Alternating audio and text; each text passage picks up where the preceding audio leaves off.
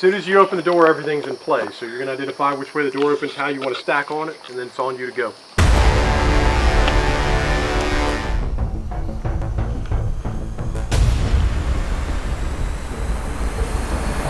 Capture the Drug Pro. I call it the NVS. It's the nut ventilation system. Yeah.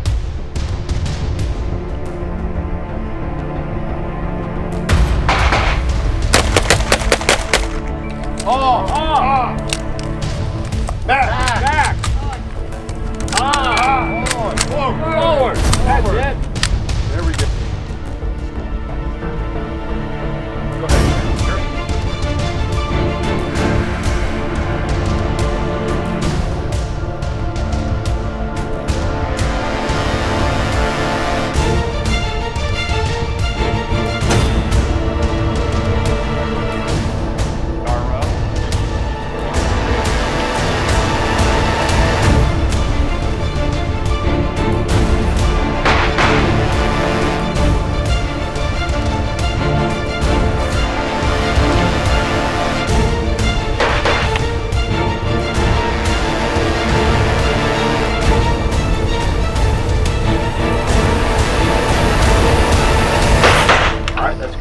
Unload.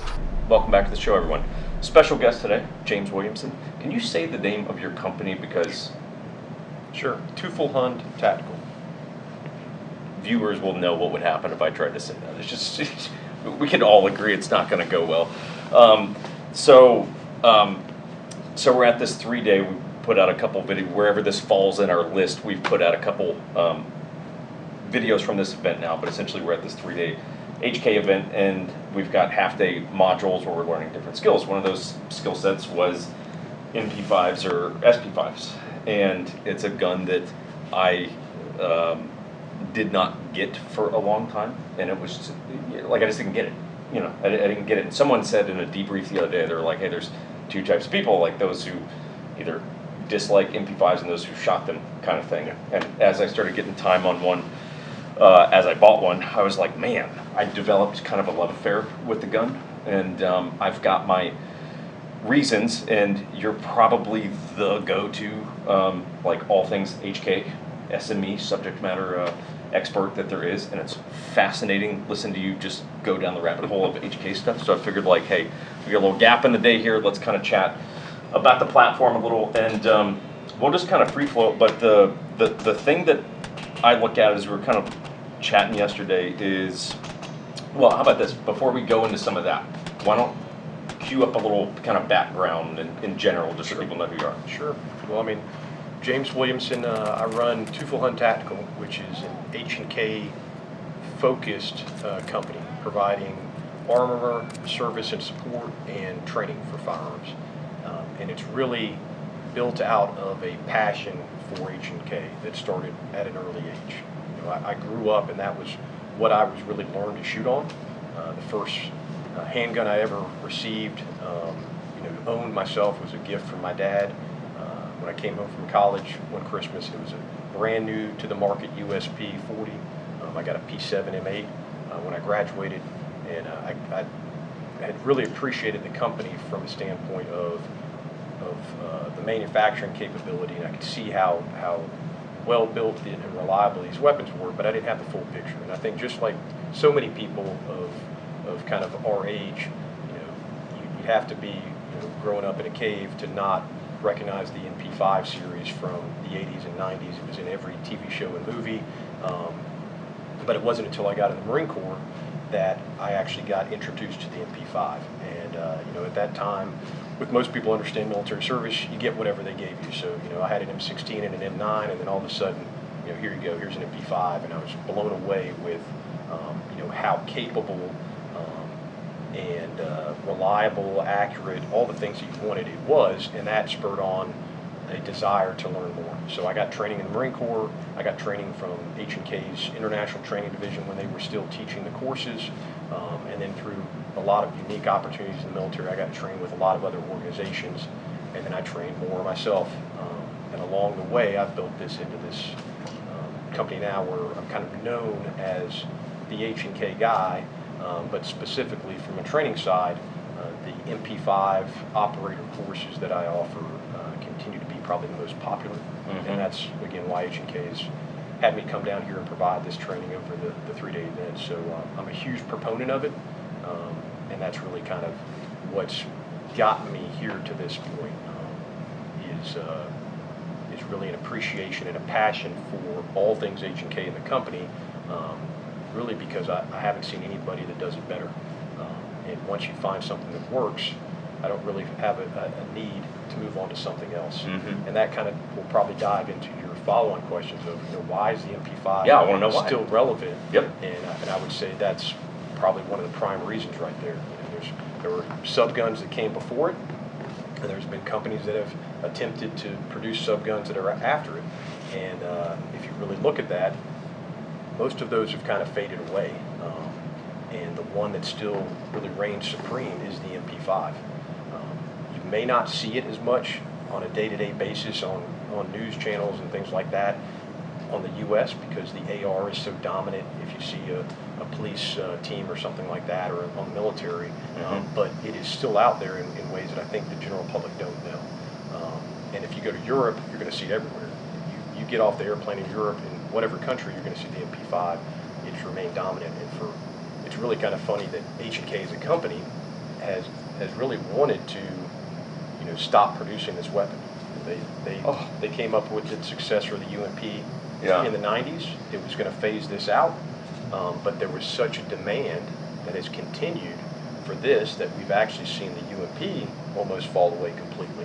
But the MP5 still reigns supreme, and that, again, talks to how reliable it is, how accurate it is, how good a weapon it is, that nothing else has come along that anybody has said, you know what, we don't need this anymore because there's a new product that's better in a subgun standpoint. Now, we've seen a transition to ARs being so dominant in American commercial culture, military, and law enforcement, and that's a different story. We can go down that route as well if you want. But as far as subguns go, there's just nothing out there that has been able to make those larger organizations do it, and that's for several reasons. I mean, first, you got to think about the overall purchase. If some new subgun comes on the market and some larger organization, military or law enforcement, comes along and says, okay, we're interested in that, you got to think about the purchase of the weapon. You got to think about the purchase of all the SL3 armory-related equipment, tooling, parts you're going to need, mags, magazine pouches, slings, and then you've got to rewrite your training program for all your initial training, institute that. You got to bring all your other officers or personnel in from the field, retrain them, reissue. There's a lot going on with that. And when there's a gun that works so well, why would you change that up? Sure. So I think a lot of people don't realize that H&K gets regular large purchases every year to just continue to backfill those guns that are already out there from all of these different organizations and agencies. And that's why we still see it. And we're really lucky on the civilian side that, again, it's so popular, and they've made a commitment to support the commercial customer to bring those back as well with the SP5 K series. Yeah. So go down the rabbit hole a little bit in terms of, okay, you think of, I mean, it wouldn't be a subgun anymore, but you think of that weapon that's still now largely used in CQB, and it's going to be short barrel ARs and M4s, right? Sure. But obviously that has not always been that way. So those short M4s were taken over from what I can only assume were MP5 subguns. So how does that kind of historical transition happen? I think really it goes back to the 1970s and what was going on in Europe at the time.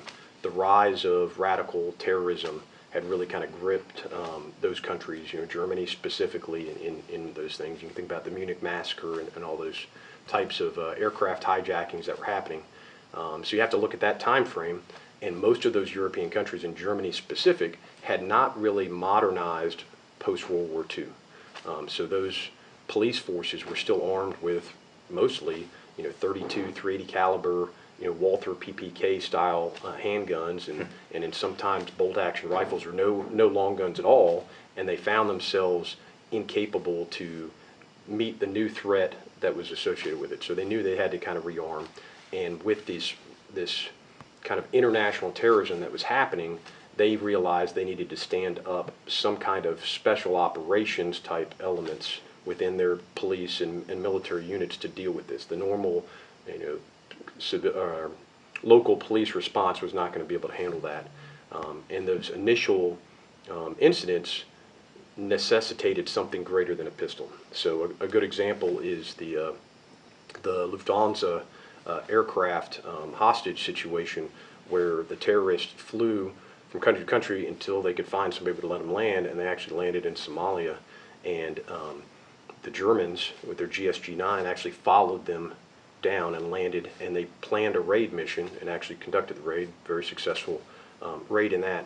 But when that occurred, they were armed with H&K P9S pistols. They had some revolvers, 357 revolvers, but they had these brand new MP5's, and they had a few of them. And what really happened with that, was kind of the next level, was they had a couple of British SAS exchange guys in that team. And when they did the raid, what they found was, the after-action report of who got shot and who was incapacitated and who wasn't. And the guys that got shot with the handguns, they weren't immediately incapacitated. But the guys that got shot with the MP5's on burst, that was the end for them. And they found that it was very manageable inside those tight confines of an aircraft, and was more controllable, more accurate. They felt more confident with it. And those SAS guys took that back, and they said, hey, we just did this mission, and this was really cool. We need to take a look at it. So you think follow on. Everybody knows about the Iranian embassy siege and 6 Days movie and that with the SAS. That was really kind of the international release of look at those guys in all black with the MP5's on the hood. But if you think about what most people don't know is prior to the MP5 being adopted by them, the SAS was using MAC-10s, open bolt 45 caliber subguns. So if you've ever shot one of those, not only is it really unreliable, heavy, chunky, inaccurate, can you imagine doing CQB in tight spaces where you're firing with gas masks on and trying to not kill the hostage with a MAC-10? Yeah. So it was a great leap forward to these guns. And with that kind of success in those top tier units, as other special operations units within military and law enforcement took off and got formed, of course they took a nod to what are those guys using. And H&K as a company, selling those weapons in Europe and then forming HK USA, they were very smart in how they marketed this. And again, think back to the 80s, there was like Thunder Ranch, and that's it. You didn't have all the training companies that we have today on what you do that. And you didn't have a lot of SWAT teams. They were being stood up in the 70s and 80s across the country. So H&K forming International Training Division, bringing over Phil Singleton from the SAS to lead it and bringing his tactics. They were a traveling road show or traveling gun show, and they would show up to a law enforcement department with truckloads of MP5's and other H&K weapons, give those to the officers, teach them a tactics course, which also they learn how to use the weapon, and then those departments would buy the weapons. And you saw this happen over and over again. Military units, if you weren't carrying MP5 in the 80s and early 90s, you were second-class citizen as far as those kind of teams. So it became so dominant across those organizations, specifically for that CQB type role. The area where a carbine or a rifle is unmanageable and cumbersome and not the right choice for that situation, and a handgun's a poor compromise. And that's where it kind of fit right in. So it was so dominant throughout that time period, and it wasn't really till the early 90s that we saw a transition. And just like we saw a transition with the GSG-9 and the SAS leading that, we saw a similar type of transition, again, led by SOF, which, again, most people don't understand. Those teams, like our top-tier SOF guys, they were using the MP5 series. It was very effective inside that CQB realm. There was no problem. There was no complaints about what it could do inside a shoot house to get hostages out, to collect bad guys, whatever that direct action mission may have been. The issue was, once they started fighting in these areas like Somalia, where it's not just a permissive environment with bad guys in one location, they stepped out onto the street and they now had to engage bad guys, many of them armed with AKs and RPGs out to 300 yards. Right. At that point, they're overmatched with a 9mm subgun. So there was a demand to say, okay, well, now we need something that we can do both with, And they've stepped into that realm to say, okay, well, we need a short-barreled AR. And as, again, if you know your history, there were really challenges with that. Cutting down the barrel with a direct gas impingement system. They had reliability issues with that, especially if you put a suppressor on there. And so they've kind of fight the fight until we've made that. And the transition comes with, just like before, everybody else looks at what they're doing. So if you look and say, what's CAG doing? What are the Navy SEALs doing? Oh, they've transitioned M4s as their weapon now. They're not using these anymore. So then everybody else says, well, we should do that too. Sure. And then if FBI HRT does that, then the local SWAT cops and Metro PD are going to say, well, that's what they're doing. Top up and it just starts trickles down. Trickling down without ever really asking the question of why are we doing what we're doing? They're changing, so we're going to change too, but why are they changing? And I think we've seen kind of a loss of sight, especially in some of the smaller organizations from law enforcement, of they've gone from being special weapons and tactics to special weapon and tactics. It used to be that they could roll up to a situation and identify through their MET-T analysis, okay, I open up my cruiser and the right tool in my tool bag is a shotgun for this, or a sniper rifle for this, or an AR for this, or an MP5, or another submachine gun. And now the AR has become kind of the jack of all trades, master of none kind of thing, where they've got that to choose from. And some of it's limited budget, whatever else it may be, but that's kind of where we are. And what we've seen over and over again when I train with these organizations and talk with them is that's not always the right weapon for what they're doing. And you can ask, hey, 90% of your call outs, what are you guys doing as a SWAT team? Oh, well, we're hitting a trailer, it's a meth lab, or kind of a shotgun shop house, or a townhouse or whatever. And I go, and you guys are rolling in there with 16-inch ARs. That seems to be a little bit overkill for a 5 to 10 yard shot inside a room. How unmanageable is that? Or neighbors, all of it. Yeah. Or no, we got 10-inch ARs, and I was like, how loud is that inside the confines of a hallway and the muzzle blast or whatever else? Concussion, teammates, all that. Yeah. All those kind of things. So there's still a role for that. The personal protection, the vehicle type things. I teach vehicle courses. Shooting that inside a vehicle if you had to versus a 10-inch AR or something longer that you can't even bring up to bear inside the vehicle. So there's definitely realms where it continues to be very, very useful. But there's no question it's a niche weapon. But I want to be able to have options, and that's what I think has kind of been lost. And if every tool in your toolbox is just a hammer, then every problem looks like a nail. And that's not always the case. And I think people have kind of lost sight of that and the dominance of the AR in our community now. Yeah, and I mean, even if it becomes so apparent when you, again, this is coming from someone that, while people could watch this and be like, Jake used to not like MP5s, and now he's like all over. It's like, look, I wish I had some paycheck rolling in from HK for making this video. I don't. I just really developed a love of these things, and I think a couple cases where you really start to see that thing shine. One, full and/or burst fire, and in a CQB environment, even like running through the shoot house yesterday, where you just go, talk a little to the burst thing, because when we were running, let's see, it would have been 2-round burst on this guy, right? Yeah. Like, I mean, you can just stack 2 rounds. Yeah, I think, for the viewers, what we've gotten here today with Jake is we've condensed what is normally a 2-day basic operator course into about a 3.5-hour block of instruction on these guns, but we've built them up very rapidly to go from, hey, this is how you stand on the range, to actually in the shoot house. So it was a lot of information, but what they saw was how quickly they could pick up a weapon that they had either zero knowledge with or had limited experience with, and learn how to run it very effectively. And that's because the gun is so easy to really utilize. And one of the real benefits of this is its controllability and full auto fire, and that's due to the roller delayed blowback operation of the weapon, whereas a lot of other subguns at the time, they were direct blowback. It's an equal opposite reaction. It's a very heavy bolt that has to transition, and most of them are full or open bolt, so you got this heavy bolt moving back and forth, the weight of the bolt was what controlled the rate of fire, so it was overly heavy for what it needed to be, and really hard to control because it's just slamming back and forth like a sledgehammer.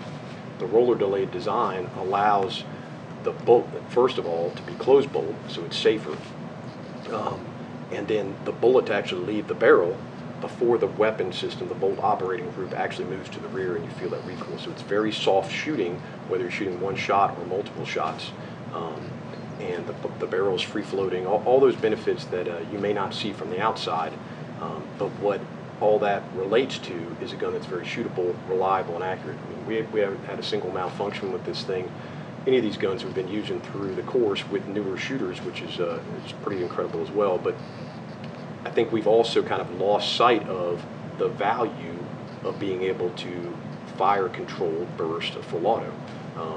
That's what we used to do. I think I was mentioning in the class yesterday. When I learned on this course, and if you look back at older pictures of Marine teams using this, even H&K's ITD pictures, you'll see guys stacked up outside a building with the selector on full auto. That's how they ran it, was full auto using trigger control instead of the burst function to do that. And it was expected that we were going to dump 3, 5, 10 rounds in each target. Sure. And we could do it because we could. It was controlled, it was accurate. A lot of other guns these days, and because you don't have the training for it, you can't do that. And you wouldn't be accountable for your rounds. And there would be law enforcement agencies that would say, absolutely not, no way you can fire that. But we've proven, just with you guys in a limited period of time, how accurate and comfortable and confident you can be with delivering that fire. And it can be incapacitating to those threats. So the full auto fire, the burst fire, one of the greatest benefits from these weapons from a capability standpoint. And then what you saw in the CQB house is now I've got a weapon that is very, very compact and manageable. And look at the size of that K that I've got there. I don't have to worry about that barrel sticking out and somebody grabbing it or bumping into something, whether it's the wall, a light, a piece of furniture, another teammate, or whatever. It's very, very maneuverable and manageable. And 9mm in most situations you're going to face is fully capable of defeating that threat. Sure. You're not going to need to go in there with 5.56 or some other higher caliber in most situations. Sure. And if you do, well, then you haven't done your MET-T analysis very well, and you should probably have chosen that other weapon in the first place. Right. Okay, one more question for you, because I think it's one that I find interesting. So, full size standard SP5, MP5, whatever, versus the K. Which, in terms of, clearly there's a place for each. Sure. But where do you see that difference in terms of, well, which role do each of those fill? Sure. Initially it was the MP5 platform like you see here that was developed. Then they came out with a requirement in the 70s for a fully suppressed version. Okay, a lot of organizations were putting suppressors on the end of weapons, but the challenge with that was that the baffle design technology of the time meant that I now had to use subsonic ammunition to be fully optimized when I did that. And now I've got a different type of ammunition in one magazine that my other teammate may have in another magazine. And so there was a desire to say, hey, can we get to the point where we can use the same ammunition, the same supersonic ammunition, but still get subsonic type suppression? So the MP5 SD with its integral suppressor came out. And then follow-up from that was a requirement that came out that said, hey, we need an even more compact MP5 than the MP5 that was originally produced for these discrete type situations. So whether it's carrying in a briefcase, under a coat, some way that can be a little bit more compact, and that's where they came up with the MP5K by shortening the back of the receiver, the length of the recoil rod assembly, the bolt carrier itself, obviously the front there, putting the broom handle on there, became very, very compact. So the big difference is really kind of what is your intended use for it. So like this weapon specifically, you see here, this is my go bag gun. So I wanted something that was as compact as possible, that can fit in a very small bag, that doesn't scream, hey, I've got an AR in the back of this bag that I'm carrying around trying not to be seen. Yeah, some of those this bags. looks like a laptop case. Right. So it's much smaller, but I can extend the stock. I've got the mags on there, and I'm much more capable to deal with any threats I have than I would be with just the handgun I might have on myself. Whereas this gives you more offerings, more real estate, more options for lights, lasers, Obviously, this Model K does not have the barrel that you put a flash hider or a suppressor on. Mhm. This one does. Different stock options. So it really kind of comes down to what your intended need was. But that's, again, I think what is neat about H&K is they didn't just build one gun and leave it there. And the other feature that's really kind of made these a mainstay, how they could continue to last so long, is because from the initial design, they were built modularly. So you've been able to adapt them over the years. So there was an original handguard, then they went to a different handguard. There's all kinds of locks, key mods, whatever you want to put on it, you can do that. And there are a lot of stock options, trigger group options, sight mounts.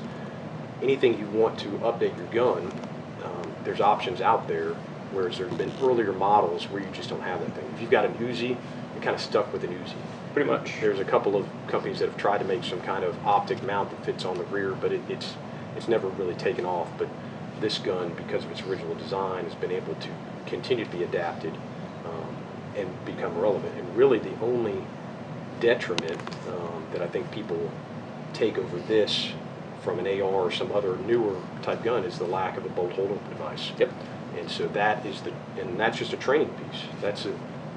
You proved to yourself you can run it very, very effectively. You just got to learn that there's a different manual of arms for a reload or malfunction clearance on this gun than there is an AR or an AK. But as soon as you learn that, there's no problem with it. And it's not that many reps. No. Like, I mean, you run it a decent amount. I mean, relatively few reps, and you go, it's not that hard. It's 4 things. Sure, and you're a lefty. So Yeah. even that, a lot of people would look at that and say, well, the charging handle's on the left side. I'm a left-handed shooter. I'm not going to be able to work that. But it's got ambidextrous controls. You work through that. So if you can work through the fact that there's no bolt open device, and your mindset changes and say, you know what, I should never be running the gun to empty in the first place. I can do proactive reloads like Sure. I should.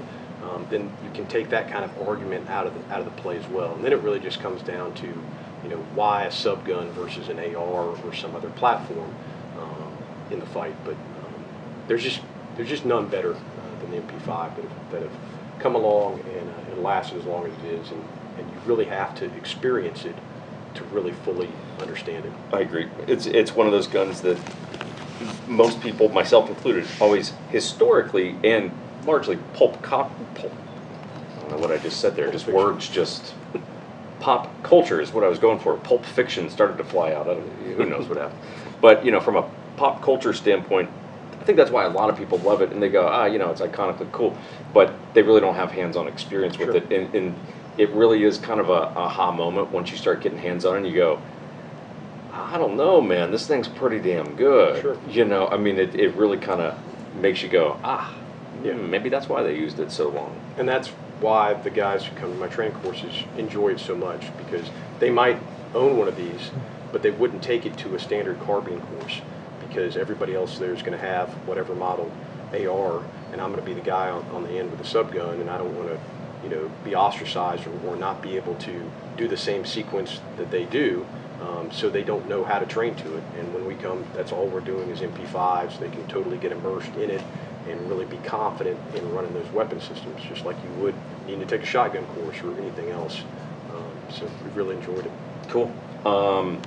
Best way for people to get in touch, site, any, Yeah, I've got the website. I've got a YouTube channel, which, again, I'm not much of a YouTube personality, but what I use it for is just to be a single source of the most detailed information on a specific H&K weapon that you can find in one area. So, Well, you've got like 3-hour videos on MP7s, or I don't remember what the exact platform was. sure. But I was like, I'm gonna watch that on my next road trip. Yeah, Listen on my next road trip. Don't watch TV and drive, kids. Get yourself a tasty beverage and take the afternoon off, and you'll be able to take a deeper dive than you'll find anywhere else on one of those specific weapons. Again, to learn the history, the design, all the features, the different models, to get smart on that. And again, that gives you a greater appreciation for what you're interested in. Super cool. Thanks, man. Appreciate it. You're welcome. We'll get on with our day here. Thanks, everyone, for tuning in. Look up James and drop a comment, all that good jazz, and we'll see you soon.